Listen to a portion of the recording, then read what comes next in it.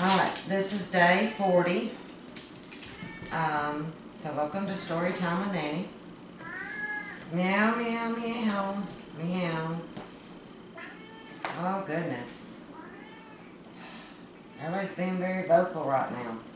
This is, we're going to start with Little Golden Book, Sesame Street, Oscar's New Neighbor.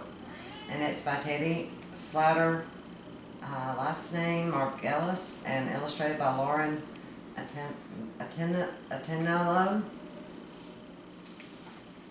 Maybe that's close.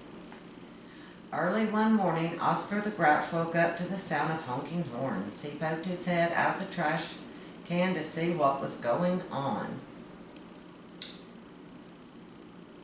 A big moving van was blocking Sesame Street. He, said Oscar. What a great traffic jam. It'll be hours before they get this mess straightened out. Oscar couldn't help smiling as he watched the movers unload a beat-up trash can. He had never seen such super stuff. There was a fabulous French horn. It looks all muddy and bent. Some terrific tennis rackets. They're all broken with holes inside the net. And a comfy-looking sofa that was almost exactly like the one Oscar had. Then out of the can popped the most gorgeous Grouch Oscar had ever seen. She was just about Oscar's size, with snarly pink fur and big googly eyes. Oscar fell for her like a ton of bricks. Oscar hurried across the street to introduce himself. "Hi, I'm Oscar the Grouch," he said in a neighborly way. "I'm Germaine the Grouch," she said in a grouchy way. When Oscar heard that, his smile got even broader. Germaine, he thought to himself. Jeremy for short. What a great name. Clearly they were made for each other. But Germaine took one look at Oscar's goofy grin and said, "Get lost, fur brain." Bright and early the next morning, Oscar went back to visit his new neighbor. In his arms he carried a bunch of stinkweeds and a bag of rotten apples. Oscar hid the gifts behind his back as he knocked on Germaine's can. He wanted to surprise her, but as soon as Jeremy saw Oscar, she slammed down the lid. Clang. Just then, Oscar's friends came walking down the street. When Big Bird heard what had happened, he said, "Gee, Oscar, maybe it's just as well as you didn't give Germaine those presents. I'm pretty sure girls like roses better than stinkweeds." "Jeremy's not a girl," Oscar grumbled. "She's a Grouch." "Well, if I were you, I'd get rid of the rotten apples," Bert suggested helpfully. "I'm sure she'd rather have candy or something like that." "Cookies," added Cookie Monster. The next day, Oscar went off to see Germaine again. This time he took her a bouquet of red roses and a 2-pound tin of chocolate chip cookies. "Germaine is going to love those flowers," said Big Bird. "And cookies," said Cookie Monster. "I just hope you guys know what you're talking about," Oscar said doubtfully. "You," said Germaine when she saw the flowers and cookies. "Where'd you get this junk, hairball?" And she told him to get lost again. "It's all your fault," Oscar growled at Big Bird later that day. "You and those smelly roses." "Hey, don't blame Big Bird," said Bert. "Maybe if you looked a little neater." "I think Bert has a point," Oscar Ernie chimed in. "A bath and a little fur cut couldn't hurt." "I trim Bert's hair all the time," he said proudly, "and he looks terrific. Why don't you come over to our place and we'll see what we can do with you." "Promise you won't tell anyone about this, Oscar muttered as Ernie combed his fur. "Relax," said Ernie. "Germaine is going to love the new you." But Germaine didn't seem to like the new Oscar any better than she liked the old one. In other words, not at all. "Yeek, luck, ugh," she cried. "What happened to you, Furface?" And before Oscar could say a word, Jeremy slammed down her lid again. As Oscar turned away, he caught sight of his reflection in a store window. For a moment he didn't even recognize himself. He hardly looked like a Grouch anymore. What had happened to him? Oscar couldn't help wonder. He'd stopped being himself, that's what, and all to please Germaine. Suddenly Oscar came to his senses. Grumping and grumbling, browsing and mumbling, he stomped off down Sesame Street. By the time he reached the corner, Oscar the Grouch knew what he had to do. So he turned around and stomped back up the street. Once again, Oscar banged on Jeremy's can, but this time she wouldn't even come out. That didn't stop Oscar, though. In his loudest, grouchiest voice, he proceeded to tell Germaine exactly what he thought of her. "You grouchy little grouch," he began, "and I wouldn't talk to you if you were the last grouch on earth," he ended. The middle part was just too grouchy for words. Oscar was about to stomp off for the final time, where Germaine popped her head out of her can and gave him an irresistible grouchy grin. "Now you're talking," she said. "I was beginning to think I was the only true grouch on this whole goody-goody street." That very afternoon, Oscar and Jeremy had a lovely picnic at the town dump. She brought a basket of sardine and jelly sandwiches. He brought a pitcher of lukewarm cabbage-ade, and the two true grouches had a grand old time. So, that doesn't sound very fun to me, and I would never want to have a picnic at the dump, and I don't want to try lukewarm cabbage-ade. A cool glass of lemonade, yes, but I'm not a grouch. But that's what Oscar learned. He learned that he needed to be himself, didn't he? And then he and his new neighbor got along just perfectly, because they were the only two grouches on the street. Everybody else liked things clean and neat, and grouches don't, do they? This is a little golden book, and it's Walt Disney's Mickey Mouse's Picnic, and it's a story by Jane Werner, and it's illustrated by the Walt Disney Studio. Mickey Mouse sang, "What a beautiful day for a picnic. What a picnical day for a lark. We will frolic all day in the happiest way, and we won't get back home until dark." Mickey Mouse was feeling very happy as he skipped up the walk to Minnie Mouse's house. "Ready, Minnie?" he called. Pluto and Goofy and Daisy Duck and Clarabelle Cow were waiting in Mickey's car. "Ready," smiled Minnie. Mickey peeked inside the lunch basket. Minnie had packed peanut butter and jelly sandwiches and cold meat sandwiches and angel eggs and potato salad, radishes and onions and pink lemonade and a great big chocolate cake. "Let's go," said Mickey, and he picked up the basket and led Minnie out to the car. "It seems strange to start off on a picnic without Donald Duck," said Mickey as they drove away. "Yes, but there's always trouble when Donald is along," said the others. None of them saw a figure watching from behind the bushes, and when they were far down the road, none of them saw the figure come out from hiding and jump up and down in rage. What a beautiful day for a picnic. What a picnical day for a lark, everyone sang as Mickey Mouse drove merrily down the road to the picnic grounds. And it did start out to be a perfect day. First they went for a walk along the riverbank. They found a grassy spot beneath a tall shade tree, and they left Minnie's lunch basket there. Then everyone went swimming in the old swimming hole, and how good that fresh, cool water felt. They swam and floated and played around and had a wonderful time. "I'm hungry enough to eat that whole basketful of lunch myself," Mickey Mouse said after a while. "We'll see that you don't," Mickey Mouse. Minnie laughed. "But it is time to eat, I guess." So they all scrambled out of the water and hurried off to dress. "Say," Goofy cried, "look at this, will you?" Goofy was holding up his pants. The legs were all tied into knots. So was his shirt sleeves, and Mickey's were too. "Well, I never," said Clarabelle Cow. "Some mischief maker must be around." Mickey said with a shake of his head that Minnie had a worse thought than that. "The lunch!" she cried, and she ran up the bank to the shade of the big old tree. The lunch basket was gone. And it was then that they met Donald Duck, walking along the road all by himself. He had a fishing pole over one shoulder, and a bundle hung from the end of the fishing pole.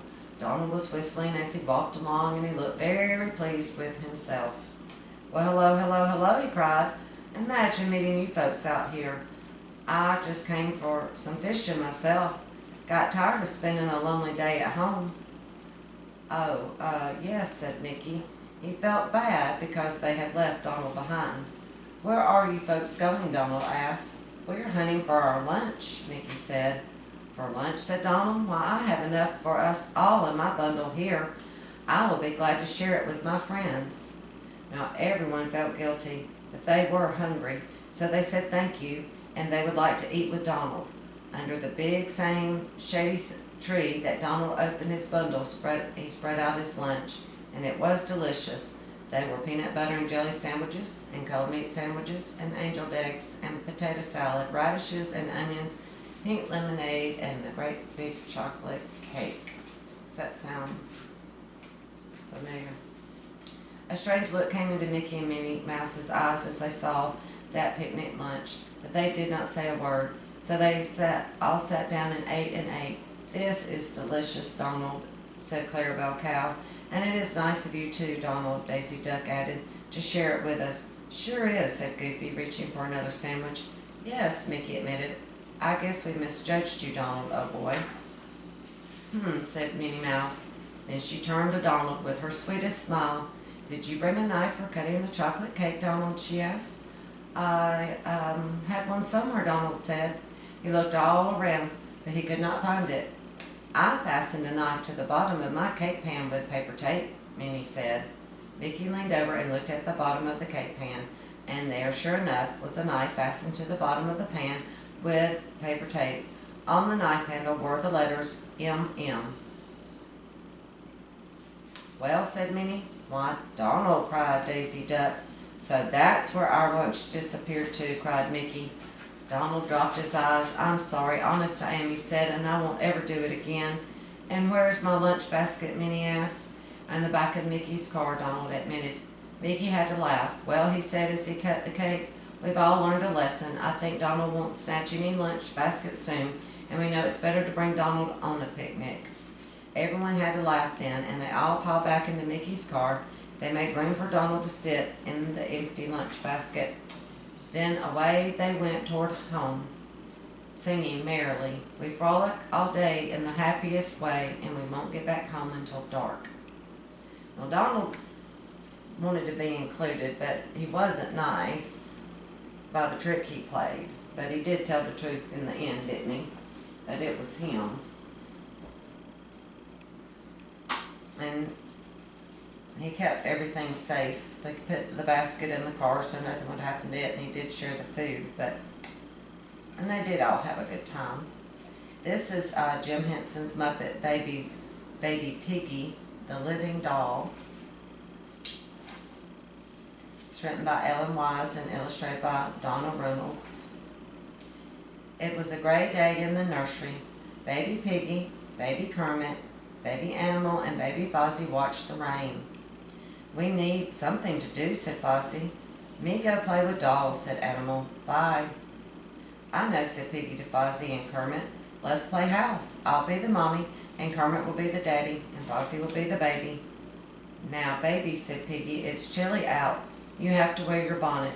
"But I look silly in this bonnet, Piggy," said Fozzie. "Don't argue," said Piggy, "and call me mommy." "What shall we make for dinner?" asked Kermit, setting the tea table. "Lovely stew with dumplings on top, husband dear, and you have to eat everything on your plate. It's good for you," said Piggy. Kermit and Fozzie looked at each other and gulped. "Looks like mud with rocks on top to me," said Kermit. "This stew needs a little something," said Piggy. "I'll look for some pepper." It was dark in the closet and a little spooky. Baby Piggy felt a chill. She couldn't see any pepper. Suddenly the floor shook. Then it shook again and again, and whatever was shaking the floor was coming closer. "Fee-fi-fo-fum," thundered a huge voice. "Me want a doll. Here I come." A tremendous face appeared at the closet door and looked at Piggy curiously. "Who are you?" rumbled the giant in a deep, slow voice. Piggy could only stare at him. The giant picked up Piggy and hugged her very carefully. Of course, they're just make-believing, and the giant is Animal, their friend. He grinned happily. His teeth were as big as stepping stones. "You better than my dolls," he cried. "Let's play castle. You can be the princess, and I'll be the giant." "First, me have to dress you up," said the giant. "Here is you a little hat. Now you are a princess." "But I don't want to be a princess. I want to go home," said Piggy. "You are my very own princess," said the giant in a final way. "Time for lunch," sang the giant. "We having stew. Yum, good." He fed Piggy a big spoonful of the awful brown gulp. "Eat all up," said the giant. "It's good for you." "Time for a nap now." the giant said. The giant carried her up several flights of winding stone stairs until they reached a tiny tower room at the very top of the castle. The giant tucked her in, sang her a lullaby, and left, locking the huge wooden door behind him. Summer. As soon as he was gone, Piggy sprang out of bed, and how she was going to get out of there. She ran to the window, but it was much too high off the ground. In the distance, coming up over the hill, she saw two small figures. They came closer until at last they stopped at the foot of the tower and looked up.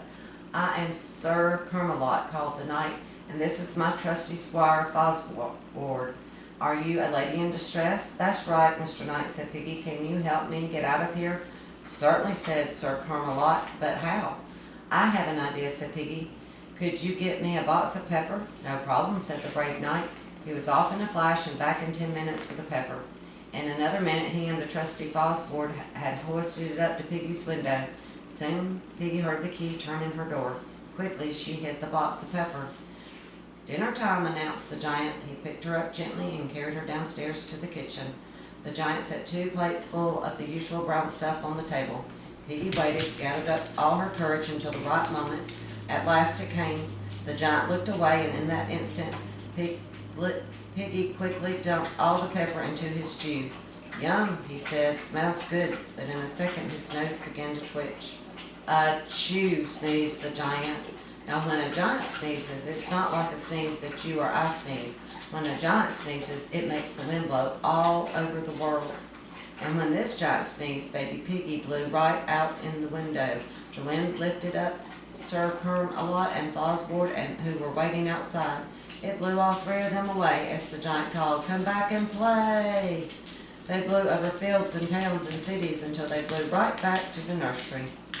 "Fozzie, Kermie," said baby Piggy, "maybe we shouldn't play house anymore right now." "Does that mean I can take off this silly bonnet?" asked Fozzie. "And no mud stew for dinner," added Kermit. "No bonnet," said Piggy, "and definitely no mud stew. I wouldn't even feed that to my dolls." Well, it's funny because she wanted one of them to wear a bonnet, even though they didn't want to, and she wanted one of them to eat, well, them to both eat the stew. She didn't want to eat it, did she, when it was her turn? But they used their imagination, and they played, and they had fun.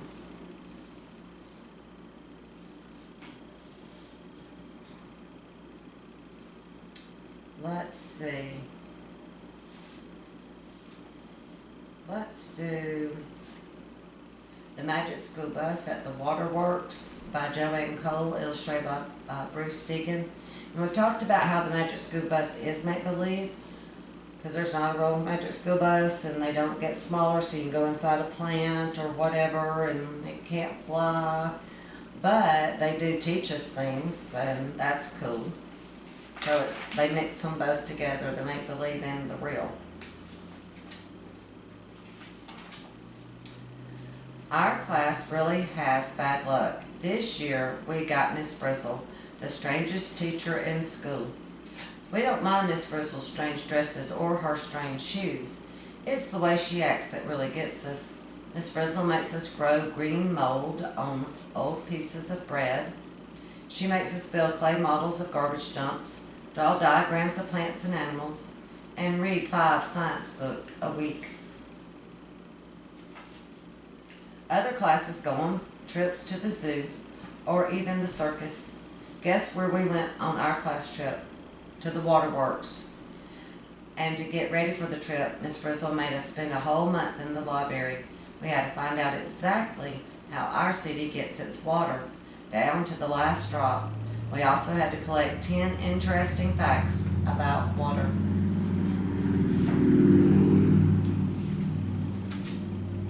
In the parking lot, the old school bus was waiting. To our surprise, there was no bus driver. Instead, Miss Frizzle herself was behind the wheel. At the end of the block, the bus went into a dark tunnel. When we came out, something amazing had happened. The bus looked a lot different. We looked different too. Everyone was wearing a scuba diving outfit, even Miss Frizzle. So this is their first field trip with Miss Frizzle. Miss Frizzle was the only one who didn't seem to notice the change. She just drove on. In the middle of a bridge, the bus started to rise into the air. It went right up into a cloud.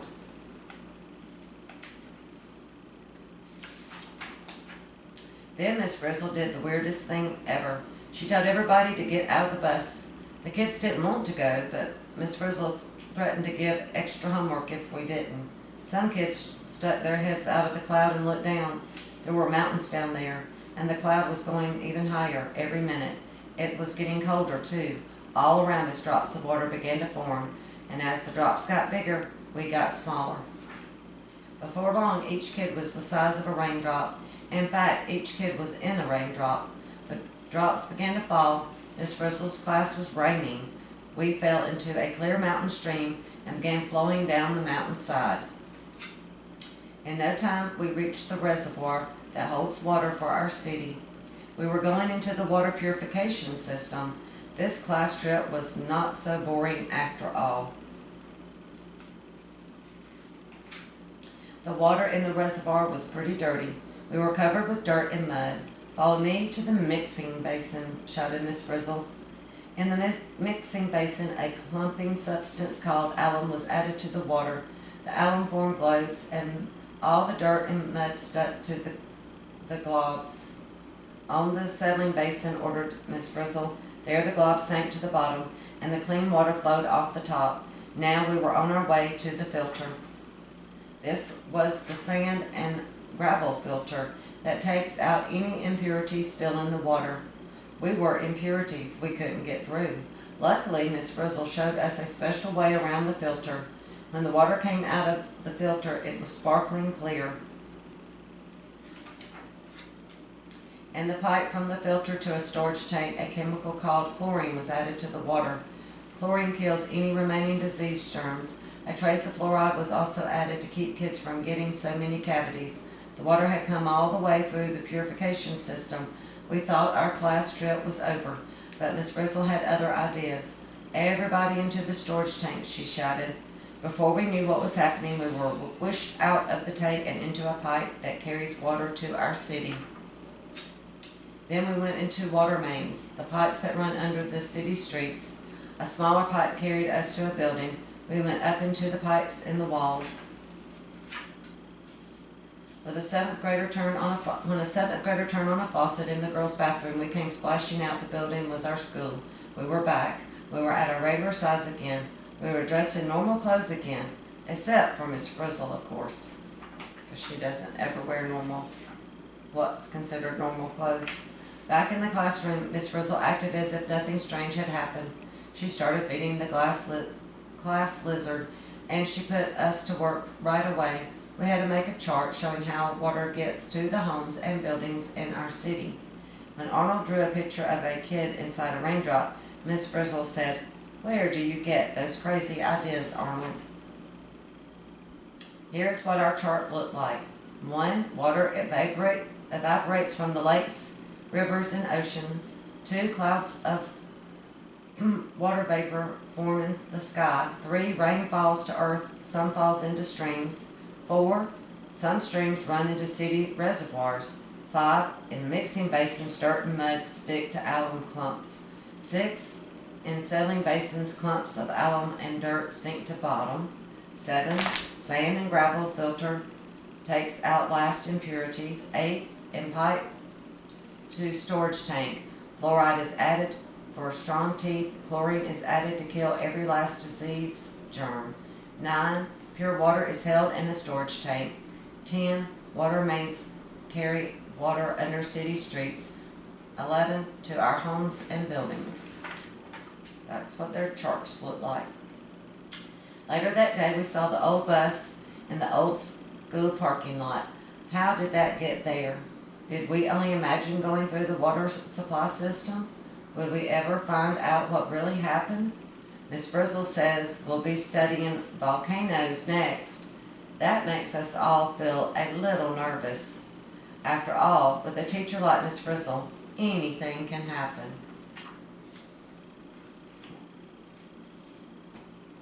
Well, they had an exciting adventure and they learned something, because you just turn on the water and it's there. When you go to wash your hands, brush your teeth, when you flush the commode, water fills back up. When you go take a bath or a shower, you use water. When you clean, do laundry, feed your pets, cook. We use water all the time And now we know how it gets there. It doesn't just appear, does it? It goes through a lot of work. I want to read this book, and I hadn't seen it in a while. It was one of mine. It's, I don't even know how long I've had this, and I enjoyed reading it. Lucinda, the Little Donkey. It's by Irma Wild, and it's illustrated by George Wild. Mr. Pinckney was a farmer.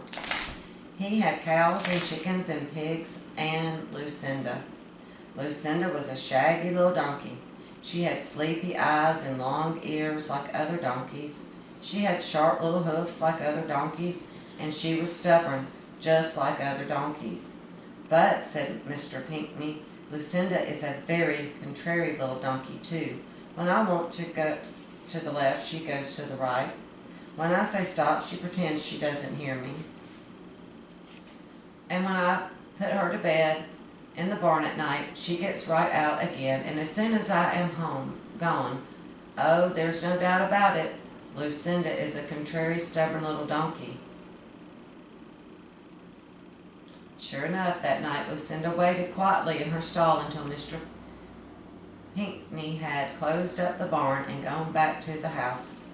Then she pushed the door open with her nose and trotted down to the meadow where the cows were spending the night, and there Mr. Pinckney found her in the morning quietly eating clover and pretending she was a cow. Mr. Pinckney scolded Lucinda all the way back to the barn, but Lucinda just twitched her left ear a little. She didn't care. When the day's work was over and night was coming on, Mr. Pinckney very carefully put Lucinda in the barn again, and to make sure that she stayed there, he put a rope around her neck and tied it to the stall. Lucinda just opened her sleepy eyes a little wider and waited until Mr. Pinckney was gone. Then she braced her hoofs and pulled and tugged and broke the rope. Out of the barn door she trotted. Mr. Pinckney looked and looked next morning and finally found her in the pigsty. She was eating corn and rolling in the mud, pretending she was a pig. Poor Mr. Pinckney was so provoked. He had to get out the hose and a big cake of soap and give Lucinda a bath.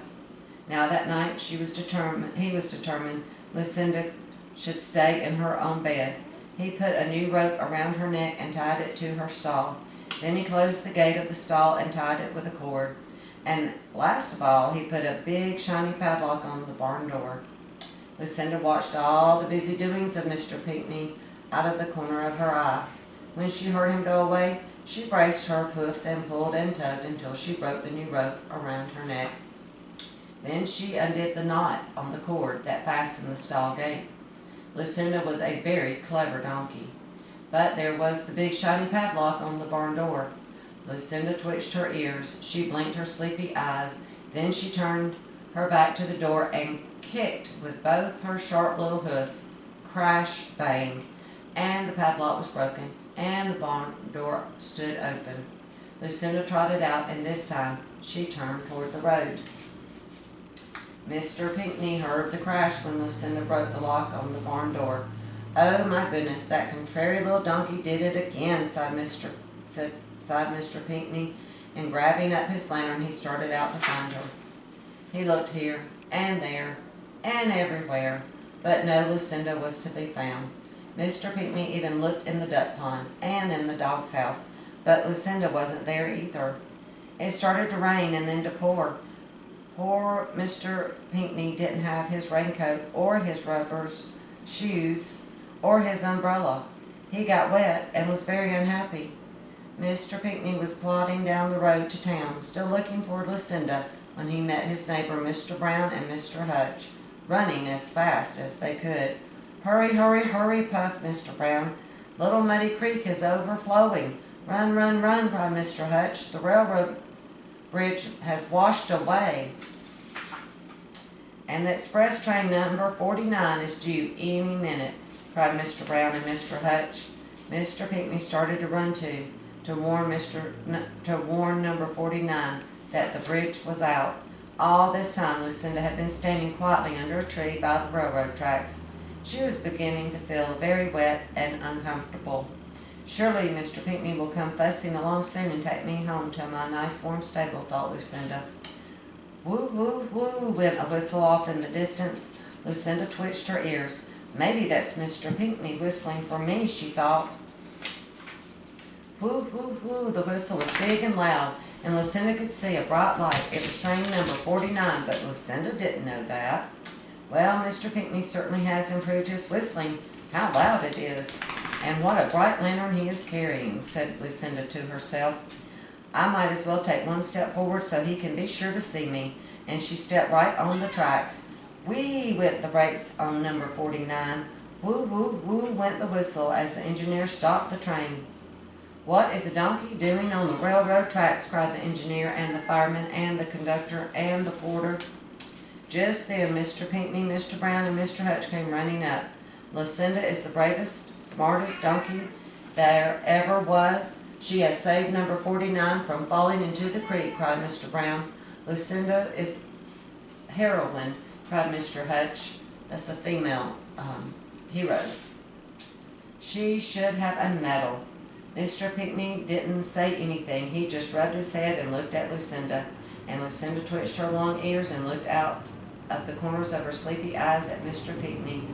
Then she let Mr. Pinckney take her home to the barn. All the train people and Mr. Brown and Mr. Hutch bought a beautiful silver medal for Lucinda to wear around her neck. And Mr. Pinckney said she could sleep anywhere she wanted. But do you know what? That contrary, stubborn little donkey never went out of the barn at night again.